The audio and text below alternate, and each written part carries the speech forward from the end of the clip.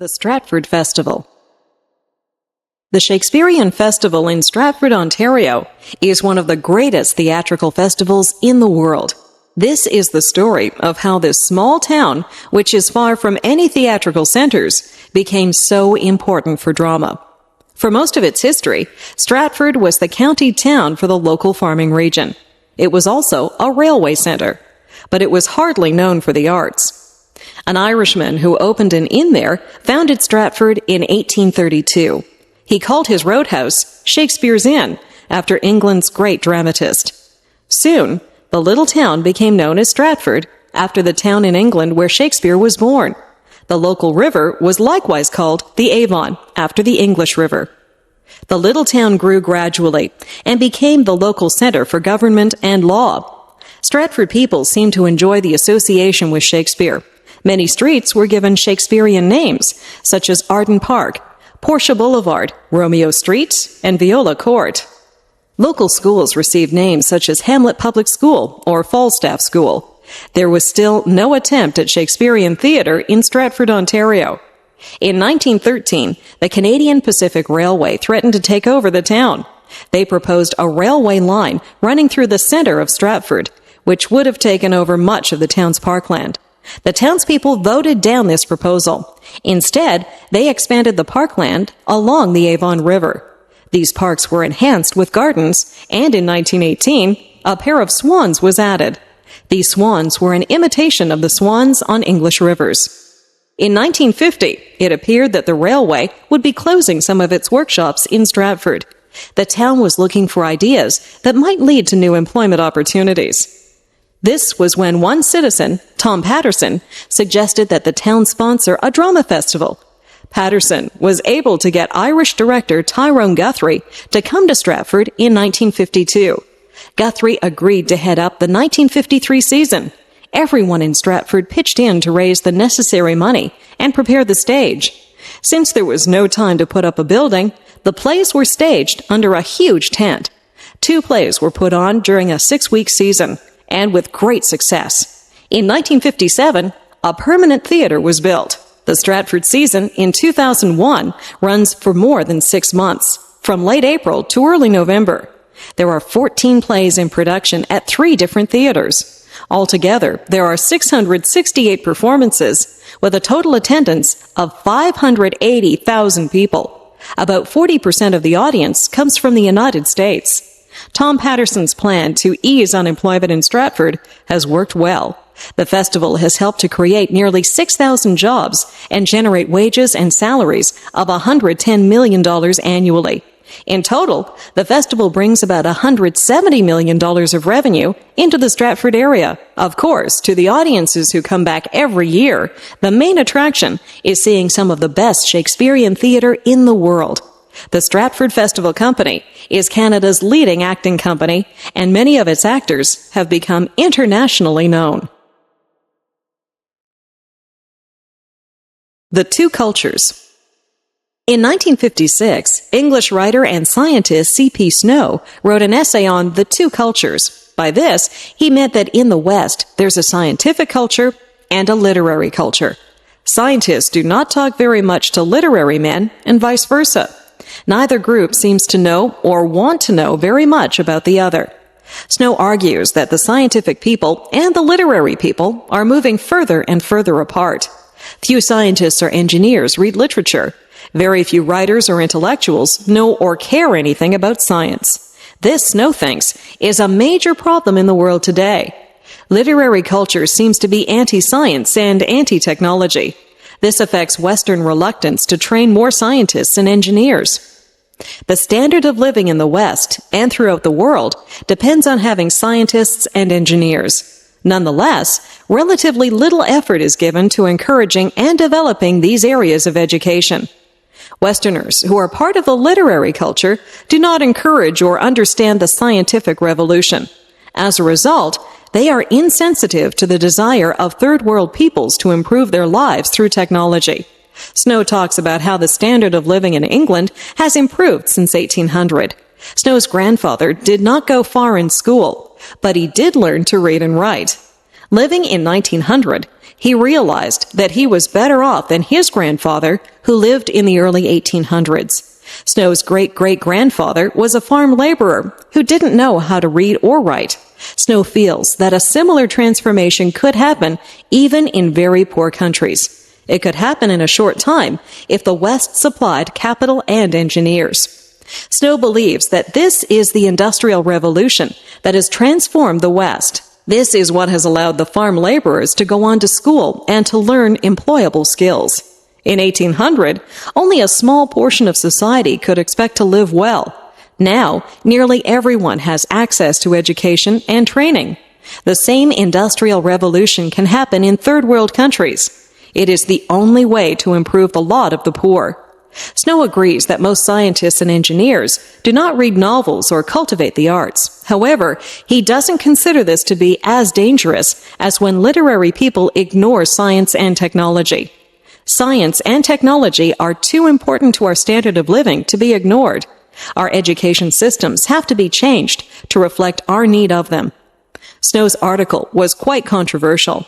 Not everyone agreed with him that science and technology are being ignored by our educational system. But Snow certainly has a point when he says that scientific people and literary people view the world differently. These two different mindsets often lead to conflict in the workplace. Snow may be right that it is too easy for literary-minded students to ignore science and scientifically minded students to ignore literature. The war that both sides won. Today, the 3,000-mile boundary between Canada and the United States is known as the longest undefended boundary in the world. But for 3 years in a row, 1812, 1813, and 1814, U.S. armies invaded Canada. When both sides failed to win a clear victory and the costs of the war kept growing, the two countries decided that peace was the best policy. On June 18, 1812, the United States declared war on Great Britain. The United States had proclaimed their independence from Britain in 1776, 36 years earlier. There were still bad feelings between the two countries. Great Britain was not treating the United States as an equal independent country. British ships were stopping American ships from trading with Europe. British sailors went aboard American ships looking for deserters from the British Navy. If an American sailor could not prove that he was an American, he was taken to work for the British. At the same time, the population of the United States was expanding. Americans wanted to move west into lands held by various American Indian tribes. Some Americans felt that Britain was encouraging the Indians to fight them and was supplying guns to the Indians. In 1812, Canada was made up of a small number of British colonies just north of the American border. Americans felt it would be easy to take over Canada. Then Canadian land would provide homes for their growing population. Since Americans outnumbered Canadians 10-1, the U.S. government thought that no one in Canada would dare oppose them. Moreover, Britain was fighting a terrible war in Europe against Napoleon, the Emperor of France, and could not spare any troops to help defend Canada. But in 1812, Canada had one advantage over the USA: good leadership. British General Isaac Brock had served in Canada for 10 years. He knew how to inspire both his own soldiers and the ordinary people of Canada to fight for their country. He was a bold and energetic leader who moved quickly to attack American positions before they could attack him. Brock found a valuable ally in the American Indian chief Tecumseh. Tecumseh had been trying to unite the scattered groups of Indians to fight together against American expansion. He convinced the Indians that their best chance for success was to join the British and Canadians against the Americans. Although both Brock and Tecumseh were killed in battles, their example continued to inspire the defenders of Canada to fight against the American invasions. Before the end of 1814, all American forces had been driven out of Canada. By 1814, Britain had defeated the French Emperor Napoleon. Now it was the turn of the United States to be invaded. A large British force attacked the heart of the United States and burned the government buildings at Washington. Another British force attacked the USA near the mouth of the Mississippi River, but it was defeated at the Battle of New Orleans. Both sides were tired of fighting by this time, and a peace treaty was signed on December 24th, 1814. This agreement restored everything to the way it had been when the war began. Although this really meant that no one had won the war, both sides claimed victory. The Americans felt that they had gained full recognition of their independence. Britain would no longer board their ships or encourage the Indians to fight them. Canadians felt that they had shown Americans that they wanted to develop their own country in their own way, separate from the United States.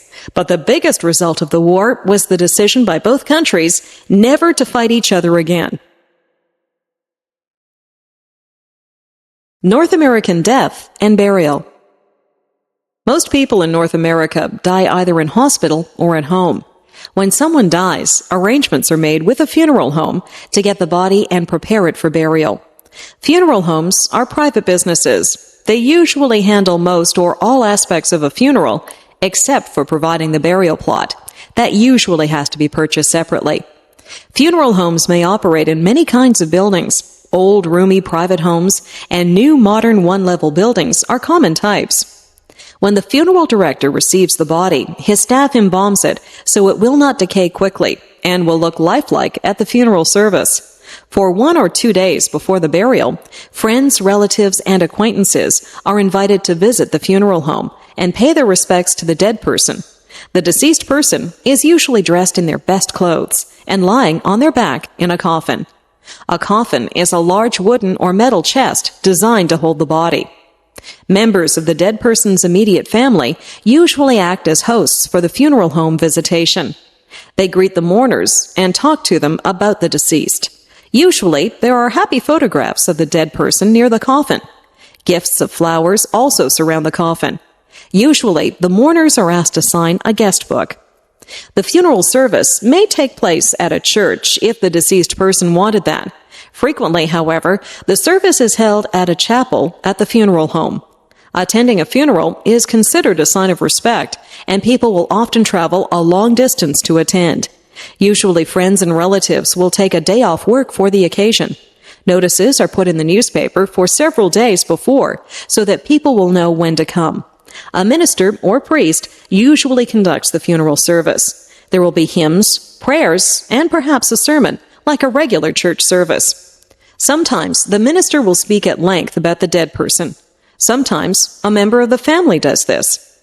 Opportunity is allowed for other people to talk about their memories of the dead person. At the end of the service, the coffin is wheeled out to a waiting car called a hearse, which drives the dead person to the burial place. The mourners go to their cars and follow the hearse to the cemetery. At the cemetery, a hole has already been dug to receive the coffin. Usually, there's a short ceremony at the grave.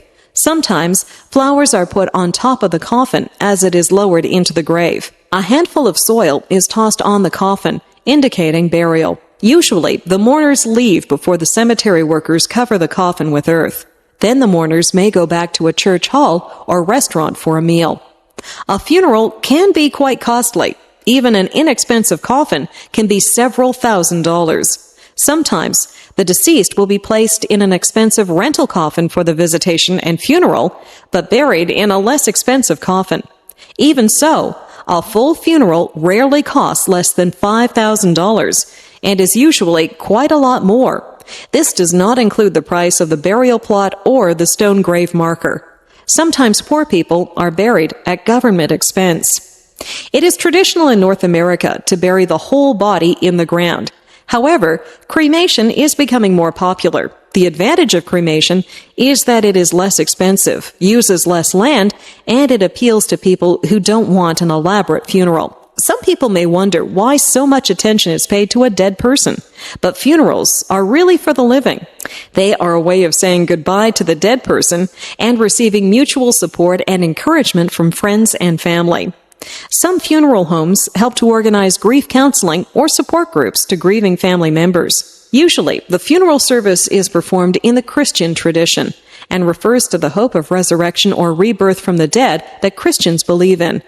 It is now becoming common for people to plan their own funeral service before they die, and usually attempts are made to make the service appropriate to the person who died. This makes it more satisfying and memorable for family and friends.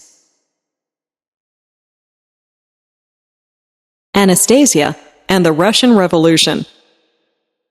The 20th century brought many changes to traditional cultures around the world. Some of the most radical changes occurred in the Russian Empire, which had one of the oldest monarchies in Europe. In 1917-18, the rule of the Tsars was replaced by the world's first communist government led by Vladimir Ilyich Lenin. No one was more affected by these changes than Anastasia, the Tsar's youngest daughter. Between 1895 and 1901, Tsar Nicholas II and his wife Alexandra became the parents of 4 beautiful and healthy daughters: Olga, Tatiana, Marie, and Anastasia. However, since a girl could not inherit the throne of Russia, it was important for Alexandra to give birth to a son. Finally, in 1904, the Tsar and Tsarina had a son, Alexei. This event, which should have made the whole family very happy, proved to be a source of great sorrow. Alexei was soon found to have an incurable disease. This disease, hemophilia, meant that Alexei regularly suffered from uncontrollable internal and external bleeding, which left him very weak. This caused anxiety for all the family, especially his mother and father. The Tsar and Tsarina loved their children.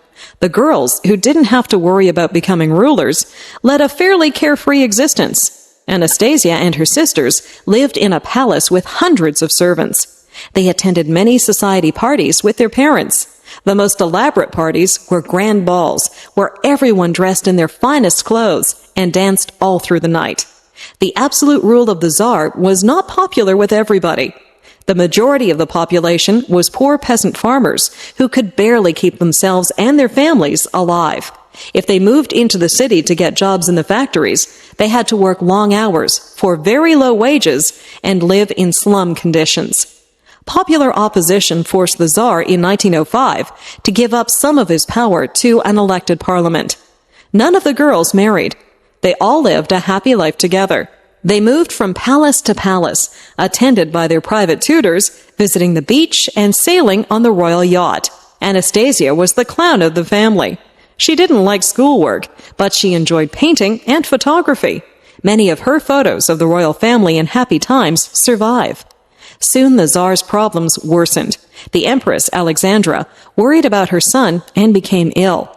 War with Germany broke out in 1914, and the Russians suffered many defeats and losses. In March 1917, there was a popular revolution, and the Tsar was deposed. From that time on, the royal family were prisoners. At first, they were treated kindly, but in November, the Bolsheviks, or communists, gained control of the revolution. Lenin and his followers hated the Tsar. The royal family had been living in Tobolsk in Siberia. Because of fears that they might escape, they were brought back to Ekaterinburg in the Ural region. Here, after midnight on June 19, 1918, the entire royal family was shot by the Bolsheviks. To some, this news was too dreadful to be believed. The thought that the Tsar's lively and beautiful daughters had been killed was too hard to bear. Within a couple of years, a woman who went by the name of Anna Anderson appeared in Western Europe. She claimed to be Anastasia. Some believed her story, and some did not. With the fall of the Soviet Union, it was possible to investigate the murder of the royal family. It was also possible to prove that Anna Anderson was not the real Anastasia. After a long search, the bodies of Anastasia and Alexei were found. They had died with the rest of the family. A great mystery was finally solved. Australian origins. In many countries, leading families proudly trace their ancestors back to some significant group of people. In the USA, prominent families may boast that their family came over on the Mayflower in 1620. In England, ladies and gentlemen are happy to announce that their ancestors came to Britain with William the Conqueror in 1066. In Australia, however, many leading families are reluctant to talk about their origins. In fact, many years ago, one Australian city burned its early records so that no one would know who their ancestors were. The reason for that is that Australia began its history as a British penal colony. In 18th century England, there was a large gap between the rich and the poor. To make matters worse, many farmers had been forced off their land by powerful landowners. These homeless people wandered to the cities, where employment was often hard to find. Frequent wars gave temporary employment to young men as soldiers and sailors, but when the war was over, they were no better off than before. As a result, theft was extremely common. To protect themselves, the upper class made theft punishable by hanging. The problem with this was that juries were often reluctant to hang someone for stealing something small and might declare the person not guilty. For example, if a man or woman stole a loaf of bread to feed their children, the jury might just let them go. To prevent this, the courts came up with a new category of punishment: exile or transportation. If the judge or jury was reluctant to sentence the accused to death, they would ship them far away from England across the seas. However, if the person was found back in England again, he or she would be hanged. At first, England sent its convicts to America's 13 colonies. However, when the United States declared its independence in 1776, this was no longer possible. England considered sending criminals to West Africa, but the land and climate were considered unsuitable. So finally, Great Britain decided to use the huge, almost uninhabited country of Australia. At this time, not a single European was living anywhere on the continent. In the fall of 1786, a fleet of English ships began to take convicts on board. This process continued till the sailing date of May 13, 1787. Many British jails had been cleared of both male and female prisoners. Since the convicts were technically under a sentence of death, there was little concern for making them comfortable. At first, the convicts were chained below decks, but later some were released when well out to sea. One man had been sentenced for theft of a winter coat, another for stealing cucumbers from a garden, a third for carrying off a sheep. Among the women, one was guilty of stealing a large cheese, another of taking several yards of cloth. These ships, known as the First Fleet, carried 1,442 convicts, sailors, marines, and officers. The fleet finally arrived at Botany Bay on January 10, 1788. Later that month, they moved down to Sydney Harbor. No preparations whatsoever had been made. The forest came right up to the shore. Soon the fleet members were cutting down trees and trying to put up tents. It was June 1790 before further supplies arrived from England.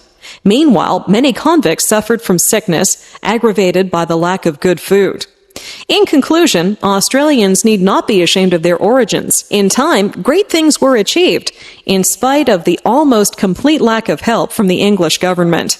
Many ex-convicts became respectable settlers who began prosperous farms and businesses. The members of the First Fleet, whether convicts or not, deserve to be honored as the founders of Australia. Video designed by English7levels.com.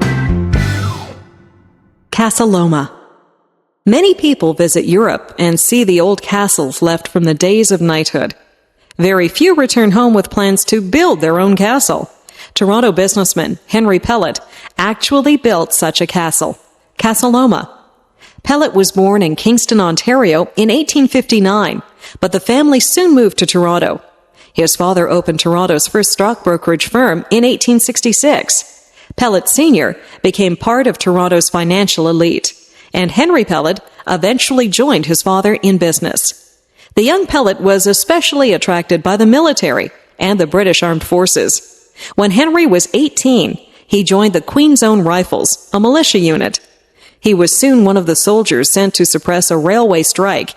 At 21, he was made an officer and gradually moved up through the ranks, eventually becoming a brigadier general.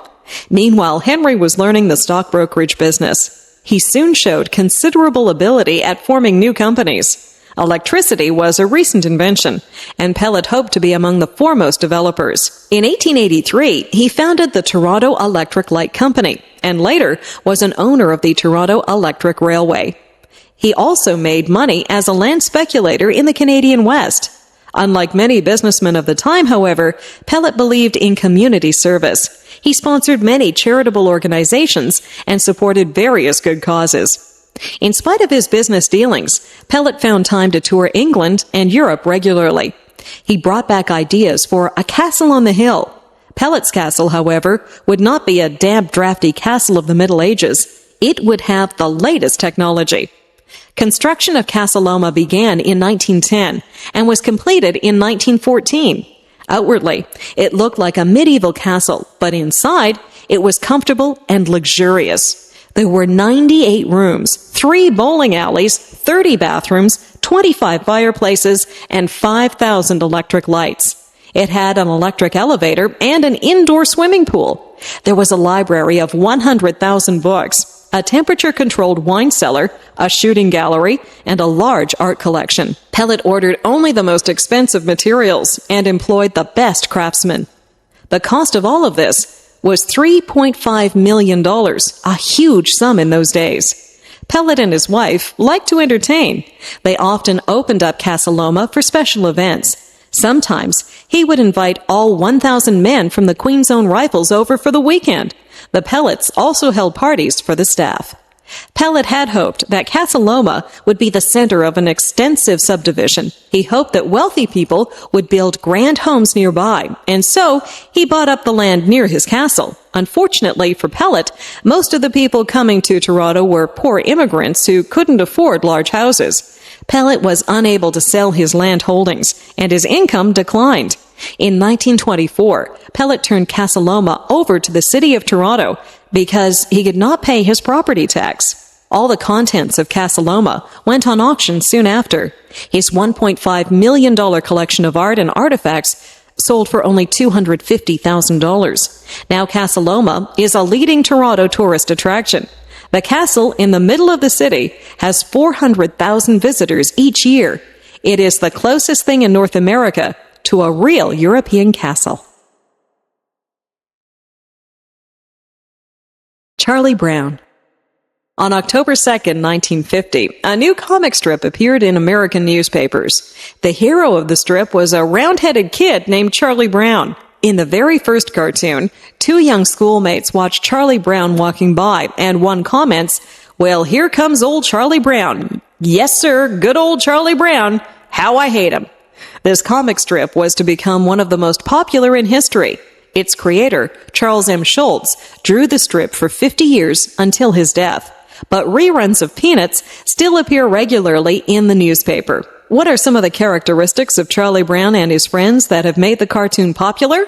Charlie Brown is an unlikely hero. Other kids don't like being around him because the things he does never seem to work out properly. Kids want to be with someone who's good-looking, popular, and successful so they can feel part of his success. Charlie Brown is always worrying, hardly ever upbeat, afraid of failure, and always making mistakes. His kite gets snagged in the tree. He needs counseling from Lucy. His dog Snoopy is more popular than he is, and the little red-haired girl never notices him. In short, Charlie Brown is a loser. Charlie Brown illustrates all the insecurities that kids have. Many of these anxieties carry over into adult life. Sometimes they reflect problems in the life of the comic strip's creator, Charles M. Schulz. Schulz suffered from depression much of his life and had a difficult time in school. He was not very popular with his classmates. Humor and laughter are often a way of dealing with problems, and in the Peanuts strip, the world can laugh at all the silly things that people do. Because of his honest way of dealing with problems, Charlie Brown and his friends are more interesting than the average comic strip characters. The characters represent adult personality types. Charlie Brown is wishy-washy and is afraid to do things for fear of failure. Lucy is a pushy, overbearing female who thinks she knows it all. Linus, her younger brother, is intellectual but insecure. He still clings to his baby blanket for security. Schroeder is preoccupied with Beethoven's music to the exclusion of everything else. Sally, Charlie Brown's younger sister, combines both a romantic attachment to Linus and a desire for material things. Peppermint Patty is a tomboy who loves baseball, but nonetheless has a romantic crush on Charlie Brown. Snoopy, the dog, represents a cool, detached, inventive individual who also relies on basic creature comforts. These characters add up to a human comedy. In the comic strip, we can see ourselves and the people around us making mistakes, getting second chances, but tending to do the same things over again. Behind the humor of Peanuts is a serious message. Words can hurt. Relationships are important. Truth is difficult to find. Criticism is too common. Greed can easily overpower us. These messages are both timeless and timely. Peanuts has also been turned into television specials and several movies. Snoopy stuffed toys are popular all over the world. A huge industry has grown from a simple comic strip. Perhaps this means that while we all secretly want to be winners, we really identify more closely with the Charlie Browns of this world. Conquering Lake Ontario. In 490 BC, the Greek runner Philippides ran the 24 miles from Marathon to Athens to announce the Athenian victory. His endurance was so much admired that runners ever since have attempted to run similar long marathon distances. In the 20th century, however, long-distance swimming has also attracted attention and admiration. To swim the English Channel or Juan de Fuca Strait between Vancouver Island and the mainland have become challenges for both male and female swimmers. In September 1954, some Canadian businessmen from Toronto offered veteran Californian champion Florence Chadwick $10,000 if she could swim Lake Ontario. They felt sure that such a feat would attract large crowds. Chadwick had swum the English Channel in both directions. However, no one, neither man nor woman, had crossed Lake Ontario. It was a 32-mile swim through cold water and difficult currents. Two other women also decided to take up the challenge. One, Winnie Roach Lausler, had also swum the English Channel. The other was a 16-year-old girl named Marilyn Bell. The swimmers traveled to the mouth of the Niagara River on the south side of Lake Ontario. They would swim from Youngstown in the USA back to Toronto. Bad weather delayed the swim for several days. During the night of September 8th, the weather cleared, and the swimmers entered the water before midnight. Guided by her coach's flashlight, Marilyn swam through the dark water and soon passed Chadwick, who was lifted from the water after swimming 12 miles. Lausler made it further, but she too eventually had to give up. Marilyn not only had to overcome her fears of the dark, but she was attacked during the night by blood-sucking lamprey eels. She was able to knock these off with her fist. As dawn approached, the winds and waves increased, and Marilyn's weariness mounted. Her coach, Gus Ryder, passed her some corn syrup on a stick, and later gave her liniment for her tired legs. He wrote messages on a blackboard to encourage her to keep going. Sometimes he tricked her into thinking that she was nearer to the shore than she was. Marilyn fell asleep in the water twice and had to be awakened. The second time, a friend of hers jumped into the water beside her and swam with her for a distance. Because Marilyn's strength was declining, she was being pushed off course by the currents. Although the direct route was 32 miles, Marilyn swam a total of 45 miles. The last few miles were extremely difficult. Marilyn's family and the lifeguards felt that she should be taken out of the water, but her coach threatened to quit as her coach if the swimmer gave up. It was getting dark again, and the swimmer was barely conscious as she approached the shore. Thousands of people lined the shore, hoping to touch her or get a picture of her. Marilyn's supporters had to push the crowds back so they wouldn't stop her from touching the shore. Finally, after 21 hours in the water, Marilyn reached land. The exhausted girl was rushed to an ambulance. She had lost about 20 pounds of her 120 pounds weight in the crossing. Finally, she was able to sleep. Huge crowds came out to see her the next day, and 2 days later, there was a parade in her honor through the streets of Toronto. Everyone admired the courage and endurance of the 16-year-old girl who became the first person to swim across Lake Ontario. Currier and Ives. Before the widespread use of photography, there was a large market for artistic depictions of scenes and events. A process for making prints called lithography became popular in North America during the early 19th century. One young artist who mastered this technique was Nathaniel Currier, 1813 to 1888.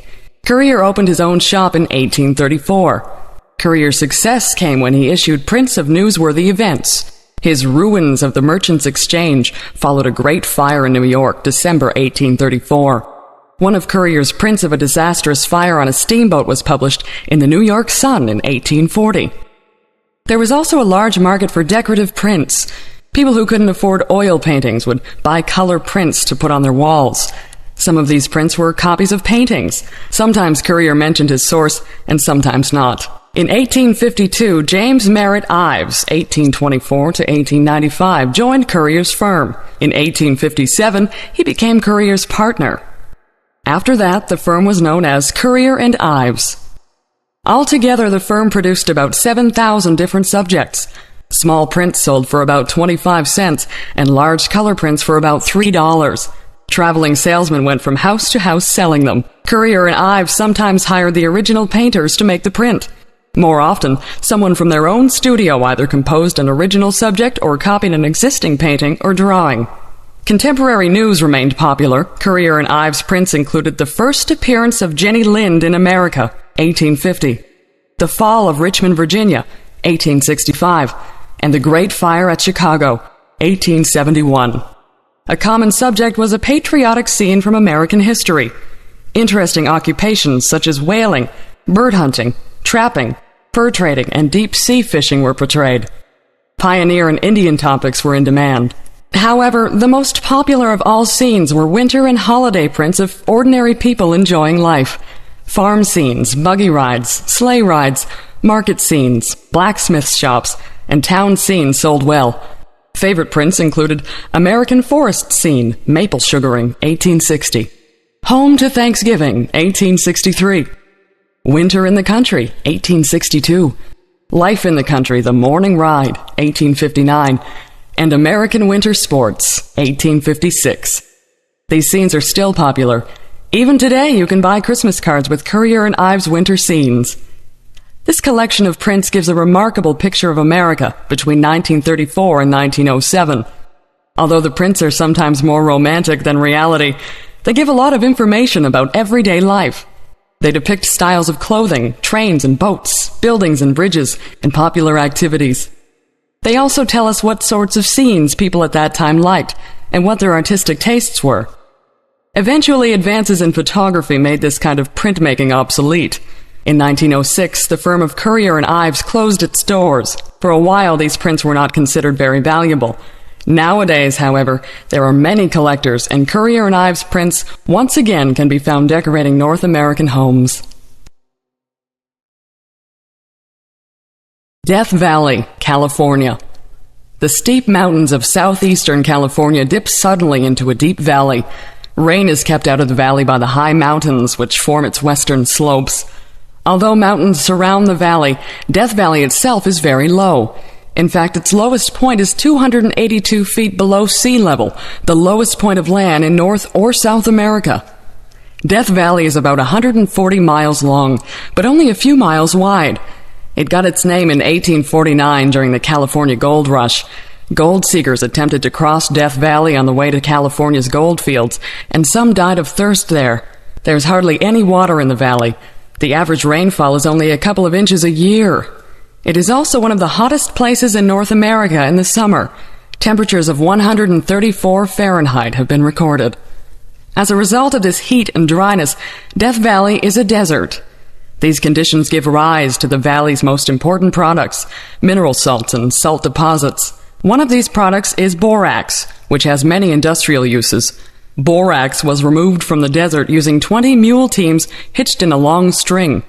Later, a railway was built to help carry out these minerals. In spite of its desert conditions, Death Valley has considerable animal and plant life. Of course, its animals and plants are those typical in desert conditions. Only on the salt flats do plants refuse to grow.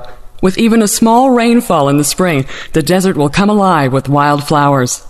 Very few places in the world have such a contrast in heights and depths. The mountains near the valley are among the highest in continental USA, while the valley itself is the lowest elevation. Mount Whitney, at 14,495 feet, is less than 100 miles from Death Valley. The climate in the valley from October to May is generally pleasant. Since Death Valley is now a national park, many tourists visit during this season. Now roads and hotels provide comfortable access. Death Valley is located close to the Nevada border. Its desert conditions are common throughout the area of the American West, just east of the coastal mountains. In most cases, heavy rain falls along the coast, but very little in the interior. Because there is no farming and water is hard to obtain, Death Valley and similar desert areas have very few permanent residents. Dr. Norman Bethune. Some people find their vocation early in life. Others do not discover their life's work until they are older. Norman Bethune tried many things before he fully recognized his true work. Bethune was born in Gravenhurst, Ontario in 1890. He was the son of a Presbyterian clergyman. The family moved frequently, and many of the places they lived were close to lakes, rivers, and woods. As a young man, Norman loved the outdoors. He became a good swimmer and skater. He also showed that he had a strong, independent streak. He hated rules, but also had a strong sense of justice. The young man studied science at the University of Toronto from 1909 to 1911. After that, he worked for Frontier College. This was a volunteer organization where instructors did the same jobs as local workers during the day and taught them English in the evening. He then returned to Toronto to study medicine. Early in World War I, he joined the Army Medical Corps. He reached France in February 1915, but was wounded in April and eventually returned to Canada. He went back to the war in 1917. At the end of the war, he continued to study medicine in London, England. While he was in England, he married a Scottish woman, Frances Campbell Penny. Although Bethune loved her very much, their marriage ended in divorce in 1927. The couple moved to Detroit, Michigan in 1924, where Bethune opened a medical practice.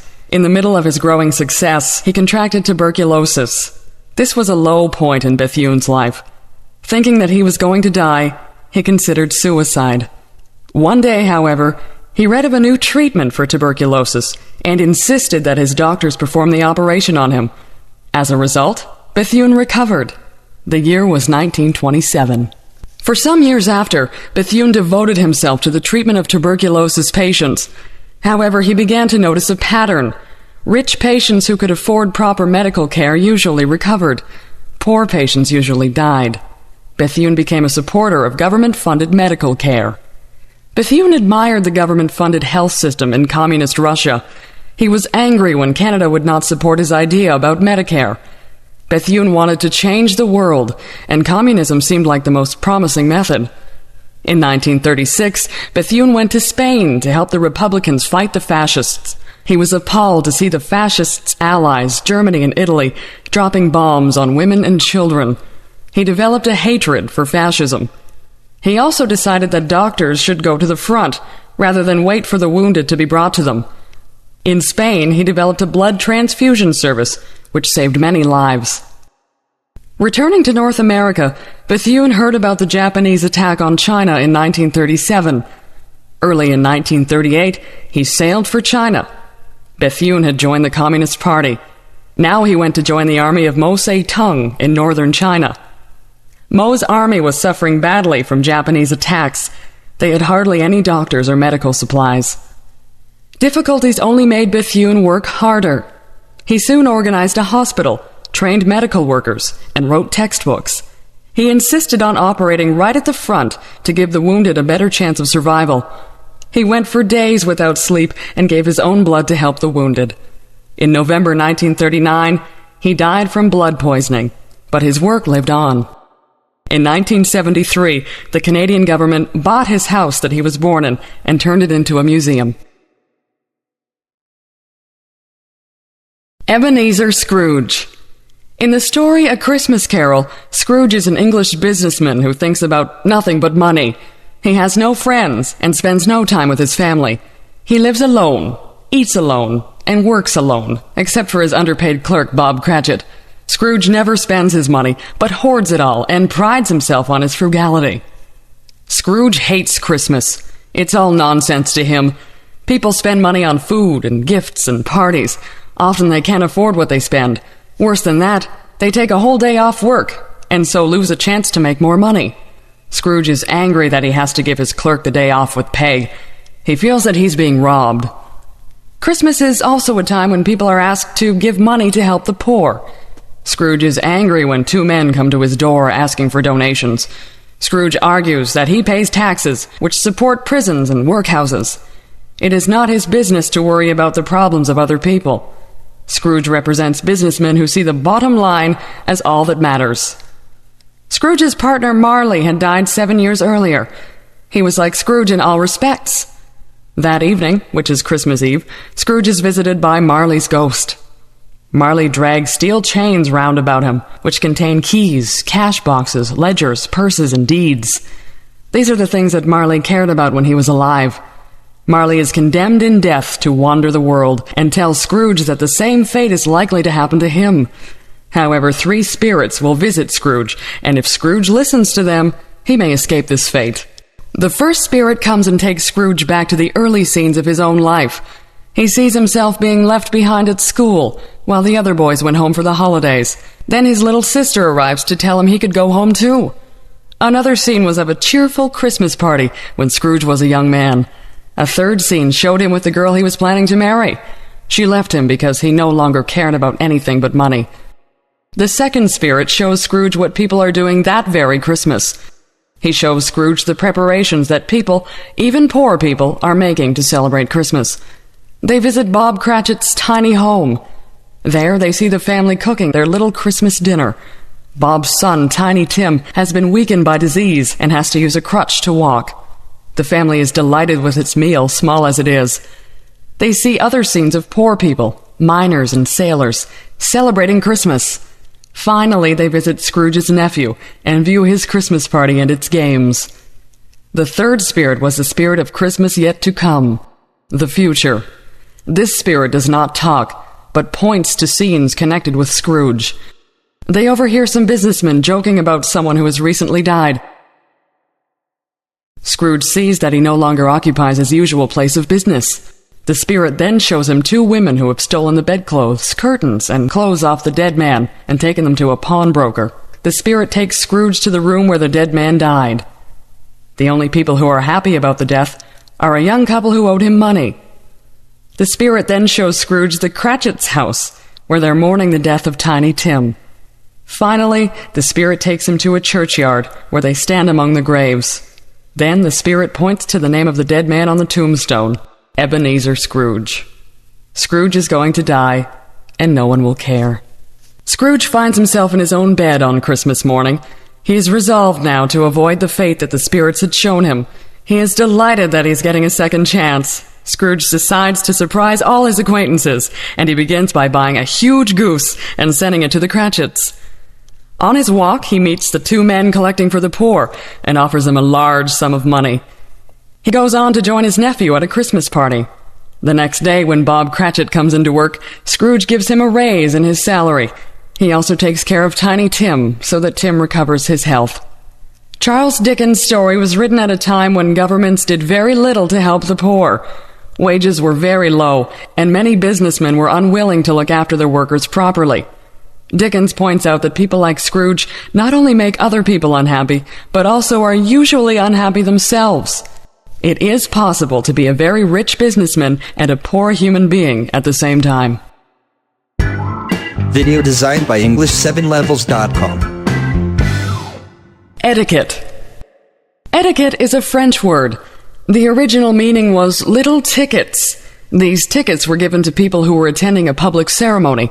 Printed on the ticket were instructions about how to behave on this occasion, so etiquette came to mean the way to behave on public occasions.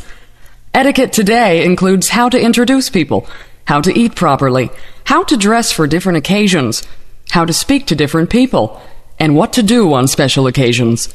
Almost every part of social life can have its particular etiquette. Sometimes etiquette changes or seems to change. There was much behavior attached to courtship, such as a man holding the door open for a woman. Nowadays, some people find this outdated. But politeness is always a good idea. It is nice to hold the door open for the next person, whoever they are.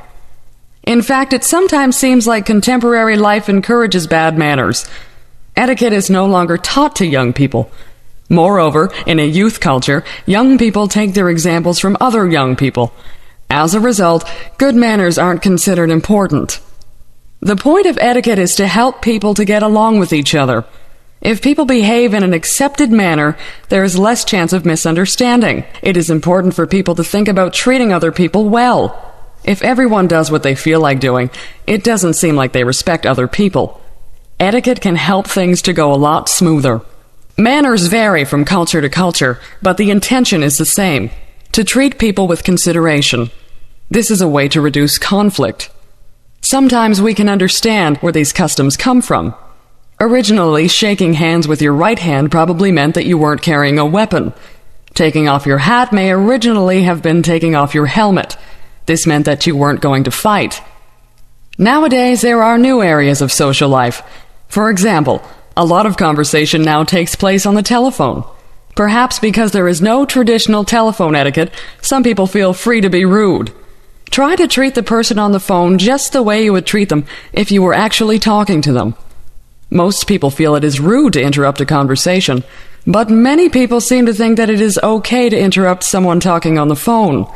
Children especially need to be taught not to interrupt. The internet also needs its own etiquette or netiquette.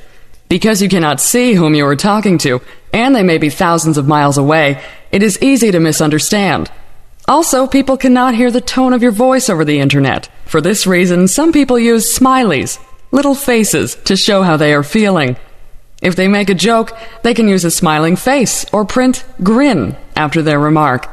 This tips off the recipient that their remark is not to be taken seriously.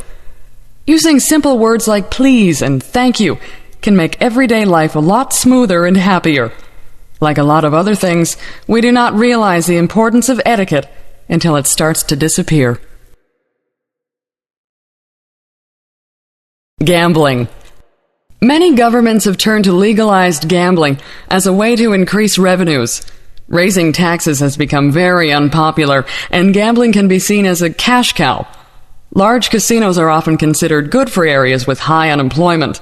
Most new casinos include a variety of slot machines, table games such as blackjack, and roulette wheels. Opponents of gambling point to problems associated with it. Crime rates go up, especially with respect to theft and prostitution.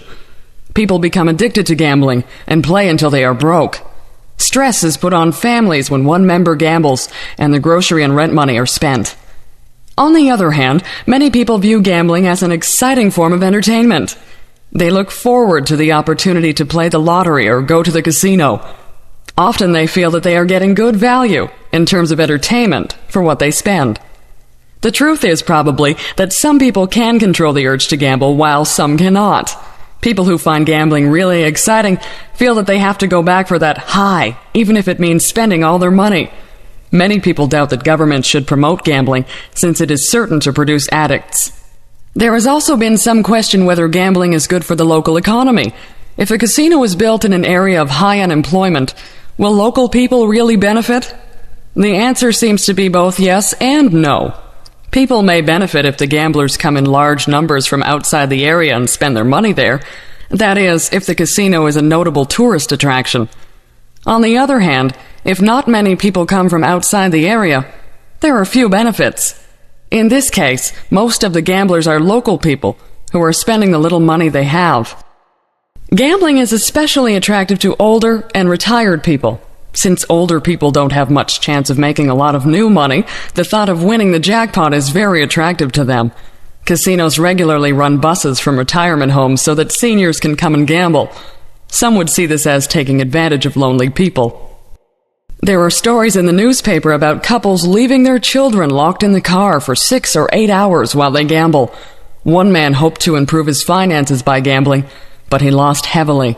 His wife found out and went gambling herself, hoping to win some of the money back. Before long, they had to sell their house to pay their gambling debts. Gambling has usually been associated with organized crime. Even today, when government agencies supervise gambling, it would appear that there is still a crime connection. This may be because many of the best gamblers and gambling administrators learn their trade outside of the law. Besides this, gambling establishments attract various forms of crime to the area. Since law and government have an important educational function, one doesn't like to see them involved in gambling. Government should be more than profit maximizers. They should be concerned chiefly with the public good. Gilbert and Sullivan. Gilbert and Sullivan are the authors of many lively and humorous operettas. These works are the most popular of their kind and are regularly performed today. But the two authors are known almost as well for their arguments and disagreements. The famous partners were very different people with very different interests. William S. Gilbert wrote the words that Sullivan set to music. Gilbert had a special talent for humorous verse. He loved puns and had a very quick wit. Personally, though, he was very businesslike.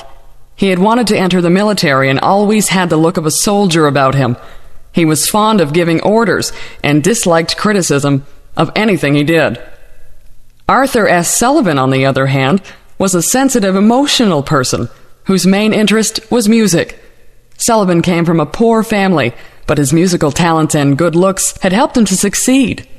Sullivan wanted to write serious classical music, but as a poor man, he needed a source of income. Sullivan also needed someone to direct him. On his own, he had trouble deciding what to do. Gilbert and Sullivan never became really good friends, and at the end of their lives, they had little contact with each other. But the writer and musician needed each other. Gilbert needed a composer who could enliven his writings for the stage. Sullivan needed someone to write a text for his music. Sullivan, who tended to be lazy, needed someone to push him. A theatrical manager named Richard Doyley Cart arranged their first collaboration. Gilbert visited Sullivan and read him his satire on the legal system, Trial by Jury. Sullivan loved the piece and quickly wrote the music. Trial by Jury was produced in 1875 and became the first triumph for the partners.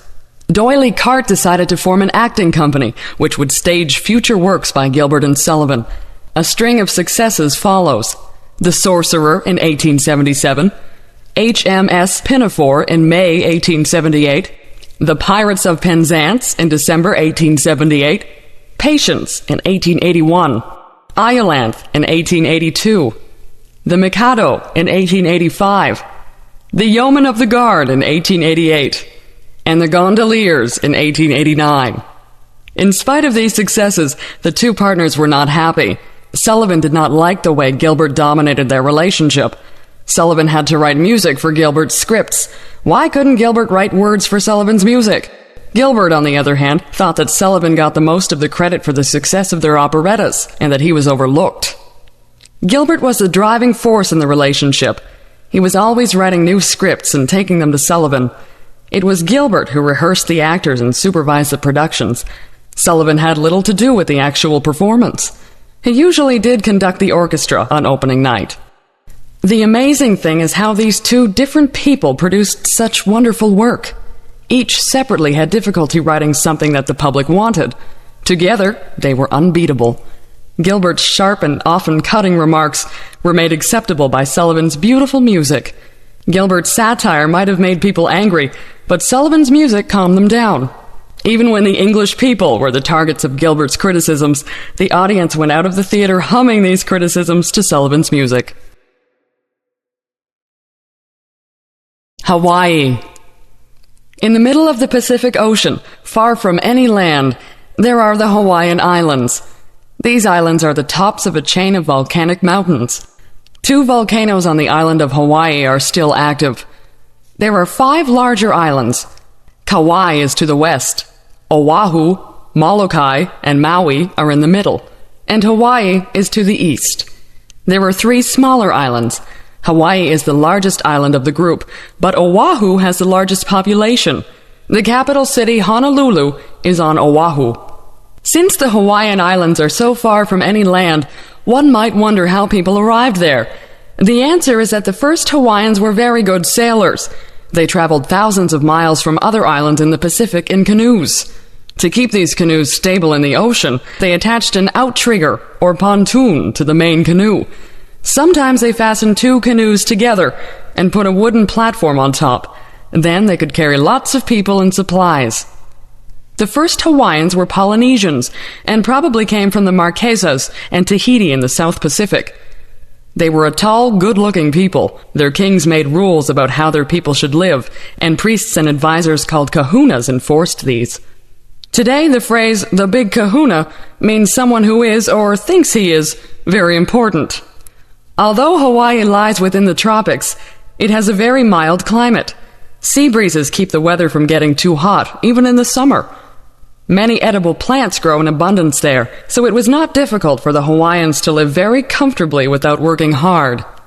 Captain Cook was the first European to reach Hawaii in 1778. Soon, European and American ships visited there regularly. The sailors also brought diseases formerly unknown. By 1853, the population had dropped to 73,000 from about 300,000 when Cook visited in 1778. Besides Europeans, people from China, Japan, and the Philippines came to live there. Soon, large plantations of sugarcane and pineapples developed. As more and more land came under Western control, the native monarchy was undermined. American plantation owners were able to arrange for United States control of the islands. Today, the largest industry is tourism. Since the climate is good all year round, visitors can come at any time. When you arrive, a young Hawaiian woman will greet you. She will put a beautiful flower necklace called a lei around your neck. Hula dancers entertain tourists. Hula dancers wear skirts made of long leaves. Each dancer tells a story by moving their arms and hands in a certain way. For meals, the Hawaiians like to dig a pit in the ground, place wood in the pit, and then set the wood on fire. Food wrapped in leaves is then placed on the wood, and the pit is covered with leaves and mats. A feast cooked this way is called a luau. These traditions nowadays are usually performed for tourists or on special holidays. Hawaii is the 50th state of the United States, and its people enjoy all the advantages of the modern world. Henry Ford. Some inventions are based on simple ideas or principles. Barometers are based on the idea that air has weight and pushes down on objects. A barometer measures this air pressure. Evangelista Torricelli invented barometers in Italy in 1643. Other inventions have taken longer to develop. The automobile has thousands of parts, and it took a long time to make a really useful car. Henry Ford was one of the first people to make a reliable automobile. In 1765, James Watt invented the steam engine. Within a few years, a Frenchman, Nicolas Cugnot, had built a steam-powered vehicle. These steam carriages were used in England in the 1800s, but they were big and slow. They looked like a train without the tracks. Most people preferred to travel by train. In Germany during the 1870s and 1880s, Nikolaus Otto and Gottlieb Daimler developed the internal combustion engine. This ran by burning gasoline. Another German, Karl Benz, built a gasoline-powered car. Around the world, there were many inventors trying to build a car that would be better than the one before. Some people thought that electric cars would become common. In the 1890s, several inventors working in the United States developed a gasoline-powered car that was practical for daily use. Henry Ford was born on a farm in Michigan in 1863. As a boy, he loved to take clocks and watches apart and reassemble them. Eventually, he went to work for the Detroit Edison Company. In his spare time, he worked on a horseless carriage, as the early cars were called. In 1896, he completed a car that ran smoothly. He later sold it and made another one. Since early cars were made by hand, they were usually quite expensive. Not only that, but when they broke down, there were no repair shops to take them to. One had to know how to repair a car oneself. Henry Ford tried to make cars which would be affordable and which would not break down very easily. His Ford Motor Company was formed in 1903 in Detroit, Michigan. Since many parts had to be brought together to make a car, Ford developed the assembly line. On the line, each worker would do one specific job. When the car reached the end of the assembly line, it was finished. In this way, many cars could be made in a single day. The result was that Ford was able to bring the price of cars down. Ford's Model T car was advertised as being as frisky as a jackrabbit and more durable than a mule. Since it cost hundreds rather than thousands of dollars, many ordinary families were now able to buy a car. Once many people had cars, their habits began to change. People didn't have to live next to the factories or offices that they worked in. Going for Sunday drives or traveling to tourist sites became a common thing. In 1905, a car drove across the United States and back again. In 1912, a car went across Canada from coast to coast. Soon there was public pressure for good roads so that cars could travel anywhere in North America. Henry Ford was not the only inventor of the modern car. However, he was able to make a car that everyone could use and afford. It could be a whole lot better. As I was sitting in the reading room at the library, a man got up and left, commenting, "It could be a whole lot better." I wasn't sure whether he was referring to the reading room, the world he was reading about, or something else. I replied without thinking, "That's always true and always false." What I meant was that it was always possible to make little changes to improve things, but it isn't clear ahead of time that these changes will make a big overall improvement in a library, in the world, or in anything else. Years ago, literary critics used to examine great writers very closely to find bad phrasing or ungrammatical sentences.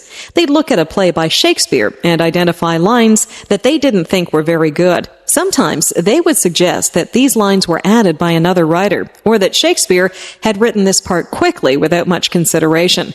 Sometimes they would omit or improve on the lines. It is doubtful that any of Shakespeare's plays were actually improved by these critics. An entire play needs high points and low points, poetry and prose.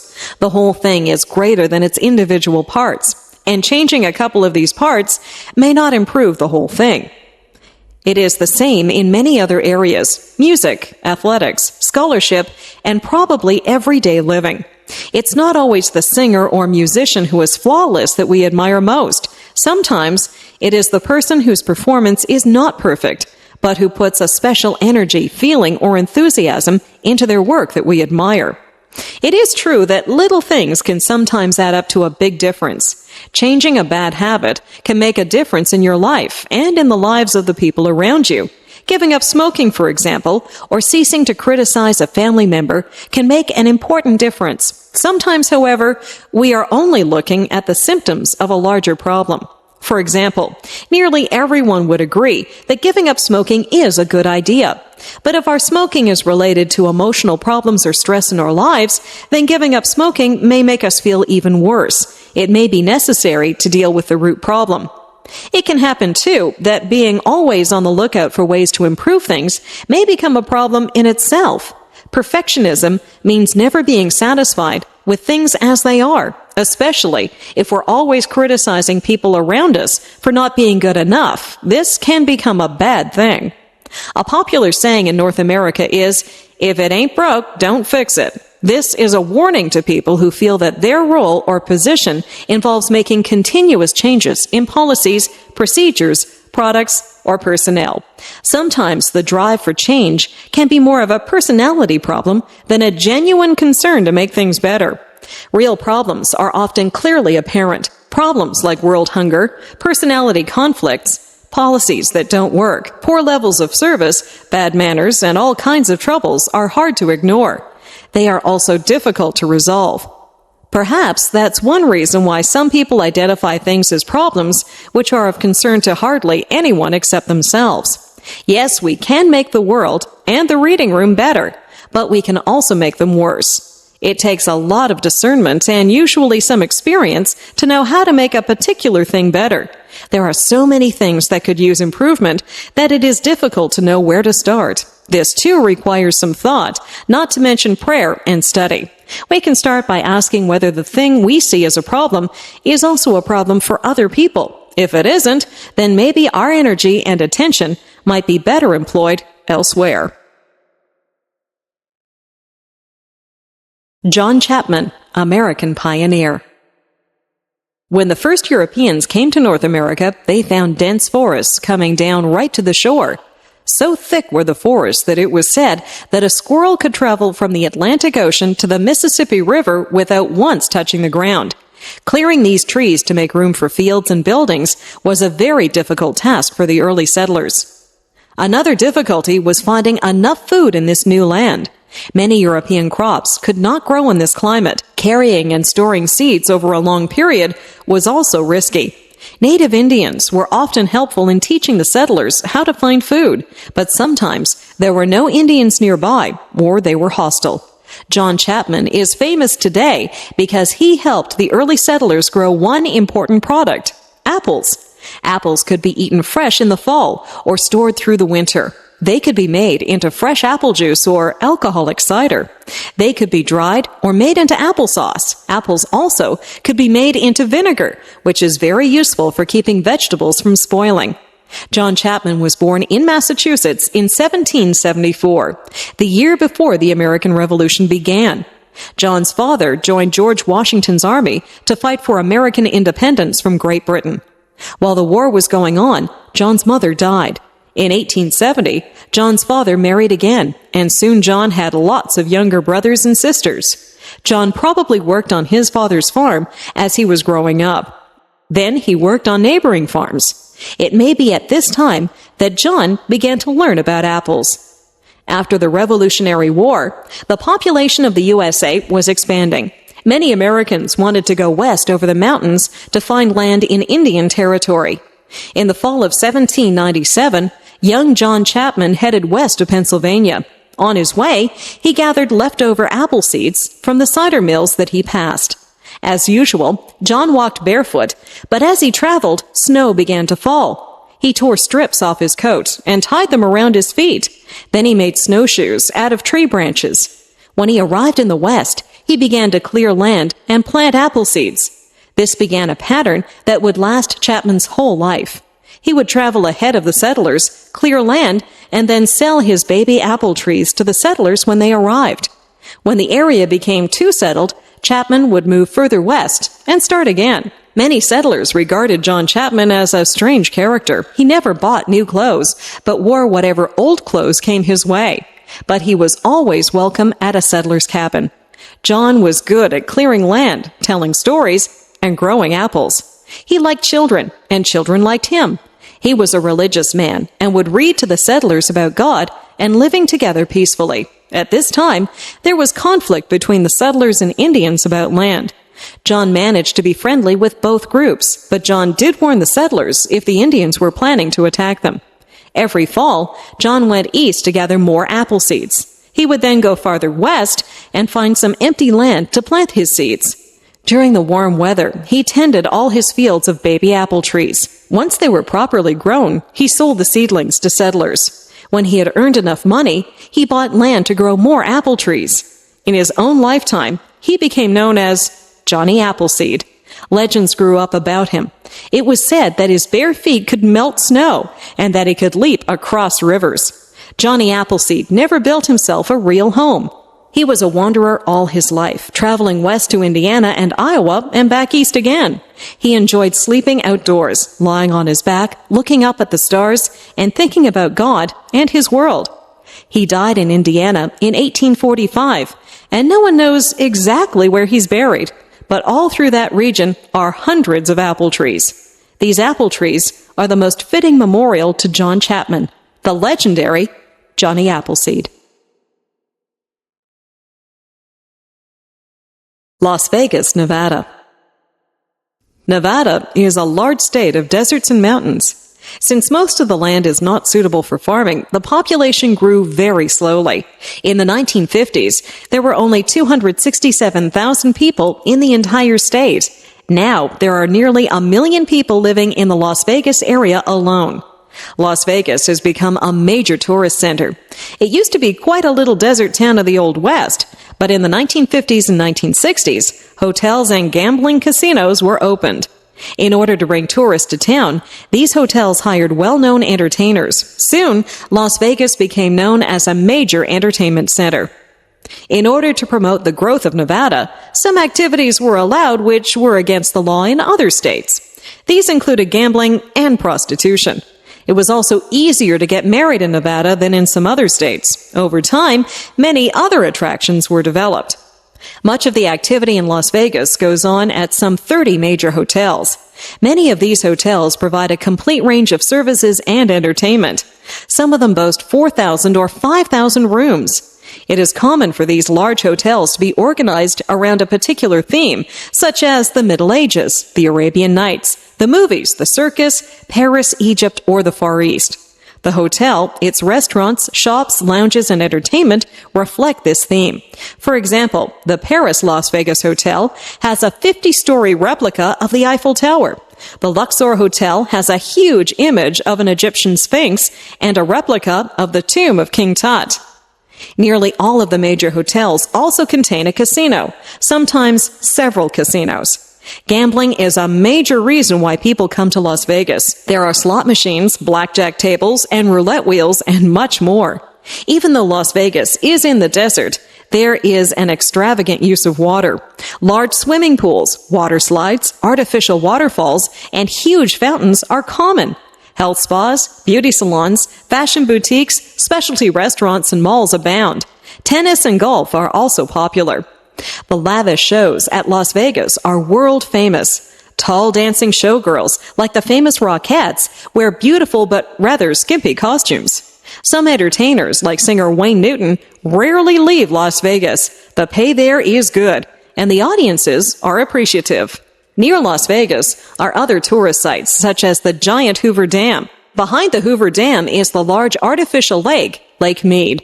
Further up the river is the Grand Canyon. All these things are a short trip from the city. Las Vegas is called the city that never sleeps. At nearly any time of the day or night, there are casinos and shows that are open. A monorail connects many of the leading hotels.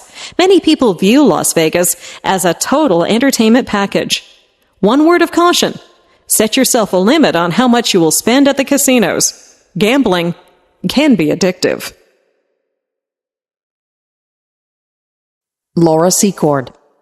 Women have often played an important role in war.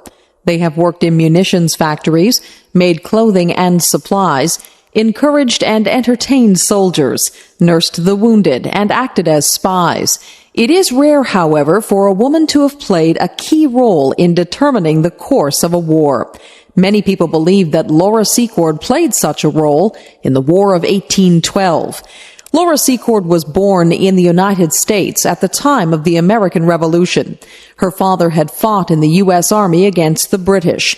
But when land in the American states became scarce, the family moved to Ontario, Canada, and so back under British rule.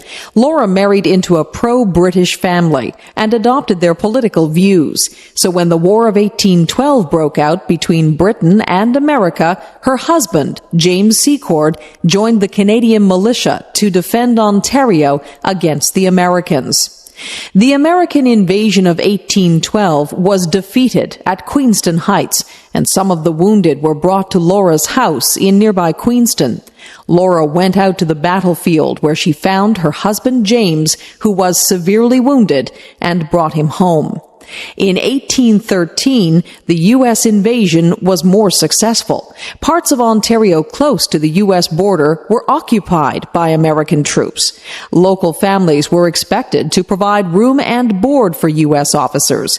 It was sometimes possible, therefore, for Canadians to overhear American officers discussing military strategy, either in their homes or in the local tavern. The situation in Ontario looked desperate. In the spring of 1813, the whole province seemed likely to fall into American hands. In June, Laura overheard talk of an American attack on the British outpost at Beaver Dams. Her husband was still suffering from war injuries, and she had to look after him and their children. Nevertheless, she resolved to go to warn the British commander. Possibly, Laura did not intend to walk the whole way herself. She hoped to be able to pass on the news to someone else along the way. First, she would have to make up a story to get past the American sentries. She left Queenston in early morning and walked 19 miles to the neighborhood of Beaver Dams by nightfall. She still had to cross a wide stream and climb up the Niagara Escarpment. There she came upon an encampment of Indians who were assisting the British. Their war cries in the moonlight terrified her, but she insisted on being taken to the British commander. Finally, one of the chiefs escorted her to British headquarters, and she was able to tell Fitzgibbon the American plan of attack. When the Americans arrived in the neighborhood of Beaver Dams, the Indians had prepared an ambush for them. A running fight ensued between the American force of 570 soldiers and 450 Indians supporting the British. At this point, Fitzgibbon arrived with 50 British regulars. Seeing the Americans disorganized and surrounded by the Indians, Fitzgibbon boldly demanded their surrender. by telling the American commander Botzler that he was facing huge British and Indian forces. Fitzgibbon induced the American leader to turn over his whole army to the British. Although only small armies were involved at Beaver Dams, the battle had great significance. Afterwards, the Americans stayed behind their walls for the rest of the year. The U.S. government recalled their commander-in-chief. British and Canadian morale increased, and Laura's home in Queenston was restored to British control. Laura Secourt's story was little known until 1860. She was an old woman in her 80s when she was presented to the visiting Prince of Wales, later King Edward VII. He awarded a gift of money for her services. Her story then became famous. Today, her home in Queenston, Ontario, is an historical museum and a popular tourist attraction. Video designed by English7levels.com. Little House on the Prairie. Much of the history of North America is about how Europeans moved westward from the Atlantic coast towards the Pacific. The first settlements began around 1600, and it was a long time before the Europeans settled the interior. By the late 18th century, however, good farmland along the east coast was becoming scarce. As the population increased, people began thinking about all the native Indian lands further inland. Families were quite large in pioneer days, and the oldest son usually inherited the family farm. This meant that other sons and daughters would have to move away when their parents died. Often the sons would want to begin their own farm and start their own family. But if there was no farmland available, or if it was too expensive to buy, they were out of luck. One option was to move west, where land was free or very cheap. Sometimes the whole family might move if their old farm was no longer productive. Sometimes the old farm was on poor soil, or too much farming had exhausted the soil. Perhaps better land could be had further west. There were other reasons for moving west. Pioneer settlers depended on wild birds, fish, and wild animals for food, furs and skins for clothing and trading, and trees for building materials. These things had become scarce in old settled areas. Out west, there were lots of animals to hunt for food, and animal skins could be traded for supplies. It seemed that it was easier to make a living on the frontier.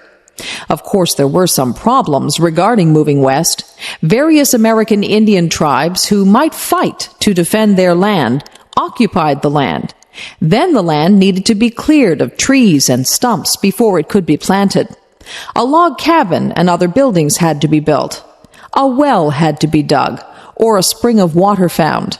Settlers might also suffer because there were no doctors or teachers or stores available.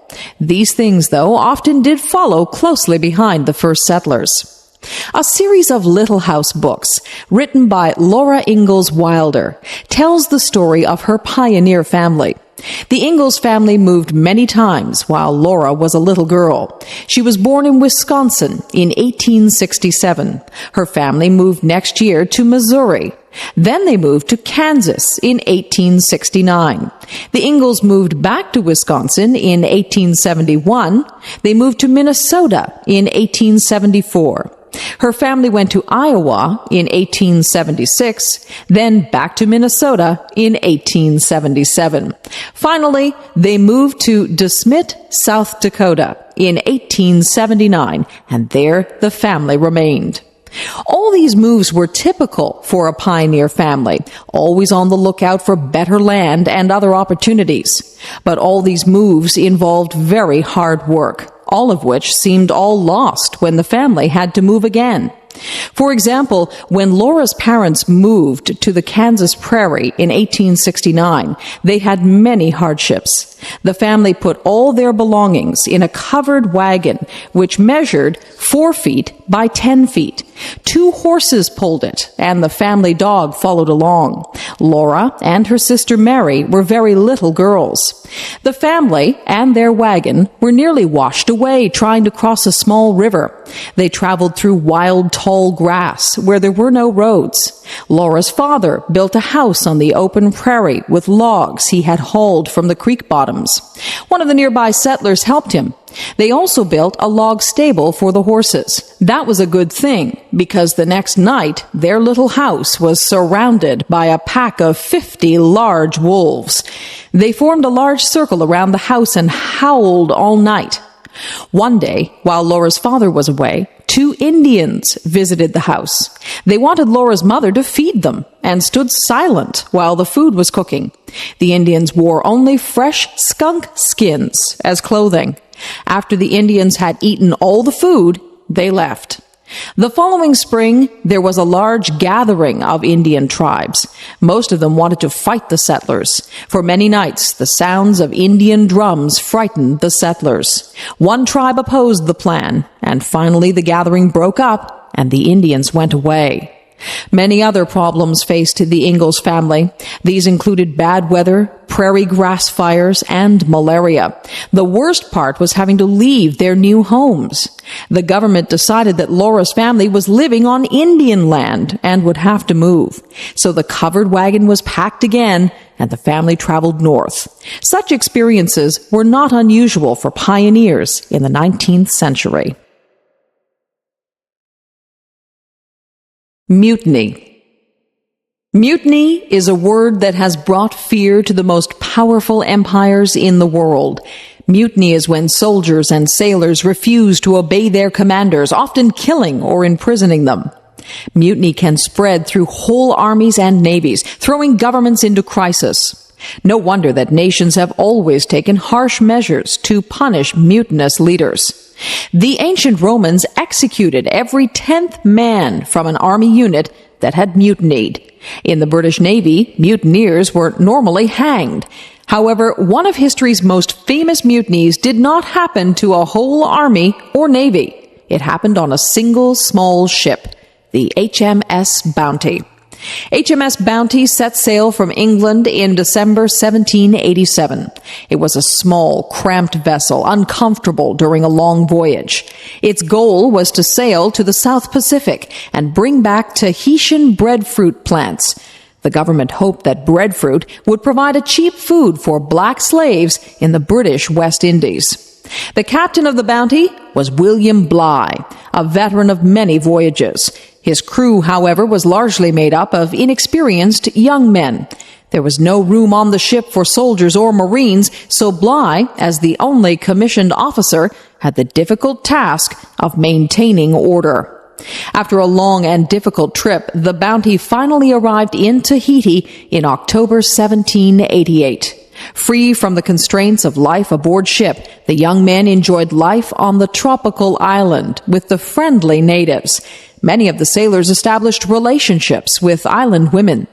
Meanwhile, the collection of breadfruit plants for the homeward voyage continued. In April 1789, Captain Bligh decided that it was time to return to England. The breadfruit plants were loaded on the deck, making the ship cramped indeed. The Bounty set sail and would no doubt have reached England again, except for the turmoil in the mind of one of its young officers. Fletcher Christian was 24 years old, of dark complexion, and from a good family. As the Bounty pulled further from Tahiti, Fletcher seemed to have decided that he didn't want to return to England. Tahiti had been an earthly paradise, and now long months of discomfort aboard ship awaited him. He was too far from Tahiti to return by himself. He would need the Bounty. On April 28, 1789, some of Fletcher Christian's friends seized control of the ship. Captain Bligh and 18 sailors who supported him were put in a small open boat with limited food and water. Meanwhile, Christian and his 24 followers sailed back to Tahiti. Eventually, Fletcher Christian would sail the Bounty to the uninhabited Pitcairn Islands, far to the south of the shipping lanes. Meanwhile, Bligh and his loyal followers sailed in their open boat almost the width of the Pacific Ocean. They suffered from thirst, hunger, and sickness, as well as hostile natives. Finally, they reached Timor in Indonesia in June and eventually made their way to the capital, Batavia. When they returned to England, Captain Bligh was first greeted as a hero. Soon, however, public attitudes changed. The legend began that Bligh was a cruel tyrant who had caused the mutiny by harsh treatment of his men. Although Bligh had a temper and was not very tactful, this does not appear to be the whole story. In fact, it is the controversy over who is to blame for the mutiny, Bligh or Christian, that has kept the story alive for more than 200 years. North America's rainforest. When people think of rainforests, they usually think of the tropical jungle, but heavy rain can also produce dense forests in temperate areas. Along the northwest coast of North America, there are some of the largest trees in the world. This forest runs along the Pacific coast from Alaska down to northern California. About half of it is in British Columbia, Canada. Several species of trees grow to an immense size. Some grow up to 95 meters, 312 feet high, and 12 meters, 40 feet in circumference. They may be as much as 1,000 years old. Because the trees are so tall, the forest has various levels of growth. Small plants attach themselves to the tall trees and may form a kind of garden in the air. Further down are the tops of the younger trees. Closer to the ground are shrubs and bushes. Along the ground are moss, ferns, berries, and other plants. These old forests have developed over several thousand years. The tall trees are at least several hundred years old. This old forest has several special features. Some of the dead tall trees remain standing and become homes for insects, birds, and small animals. Trees that fall to the ground can become nurse logs for new plants or trees to grow on. Trees that fall across rivers and streams can provide natural dams, which provide quiet water for animals to live in. In recent years, it has become common for logging companies to clear-cut this old forest. To clear-cut a forest means to go into a section of forest with heavy machinery and cut down every tree. Sometimes these clear-cuts are as large as some European countries. Logging companies are doing this because it is a cheap method of logging. The problem is that when an old forest is cut, it does not grow back again. Even with replanting, companies produce a tree farm, not an old forest. The complexity of an old forest, which grew over thousands of years, is lost forever. The old forest can shelter many kinds of birds, mammals, fish, and plants that a replanted forest cannot. Another issue is that companies are cutting more and more old forests because they haven't done enough replanting.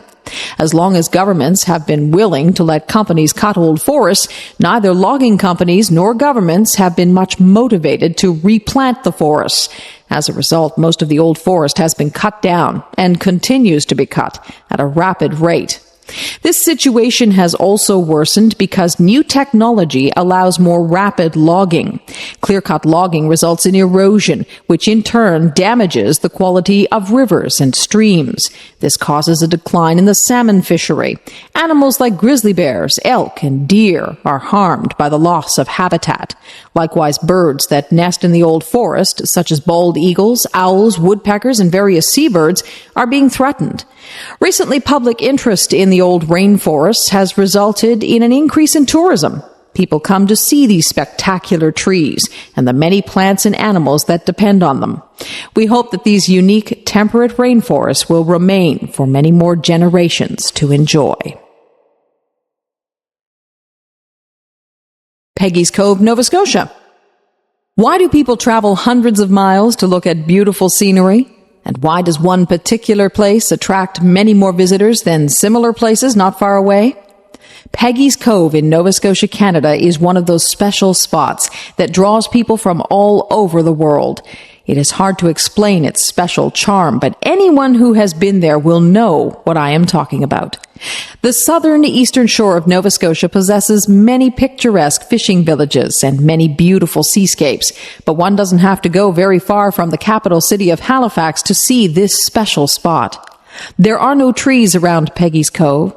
The dominant feature are huge, round granite rocks, many of them the size of houses. They seem to be pushing up and out of the land and sea.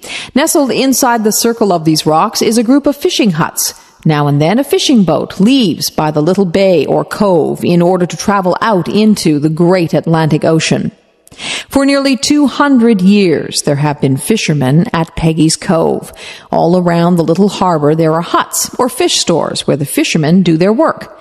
Here they bring in the fish and clean them, wash them, and salt them. The salted fish are then stored in barrels. Nowadays, however, more fish are sold fresh than salted. Visiting as a tourist, I wandered into one of these little huts while the fisherman was busy at his work. He explained to me that although Peggy's Cove is a tourist destination, it is also a working fishing village. The fishermen get no money from the tourists, but have to take the time to talk to them and explain their work. There are, however, some tourist shops and tea rooms in the vicinity. Part of the charm of Peggy's Cove is that it is so small. The population has been well under 100 people for most of its history. The buildings are mostly small dwellings, with the lighthouse being the most prominent structure. A good variety of fish are caught in the area, including mackerel, herring, haddock, cod, and halibut. Lobsters are also trapped nearby. However, because of overfishing, catches have declined in recent decades. The plants and animals of the area are also of interest. Showy purple lupins grow close to the ocean. They thrive on salty ground, and the closer they grow to the spray of the ocean, the better. One of the world's few carnivorous plants, the common pitcher plant, also grows around Peggy's Cove. Its leaves trap insects, which are digested to nourish the plant. Common birds are the stately blue heron, which likes to fish in the marshy pools. The heron stands several feet high and spears fish and frogs with its sharp beak. Another bird is the osprey, or fishhawk. The osprey's keen eyes can spot a fish moving beneath the surface of the water. It can dive swiftly, hitting the water with great speed, catch the fish in its claws, and then fly away with its catch. I have also seen pools close to the ocean full of large tadpoles. These tadpoles spend several years in the water before they develop into bullfrogs. Bullfrogs, the largest Canadian frog, have been known to eat baby ducks and small fish. Looking over the little harbor and out toward the great ocean, one notices the contrast between the very small and the very large. If Peggy's Cove were larger, it would be more ordinary. As it is, it represents all the little fishing villages where men have gone forth in little boats to fish on the wide ocean.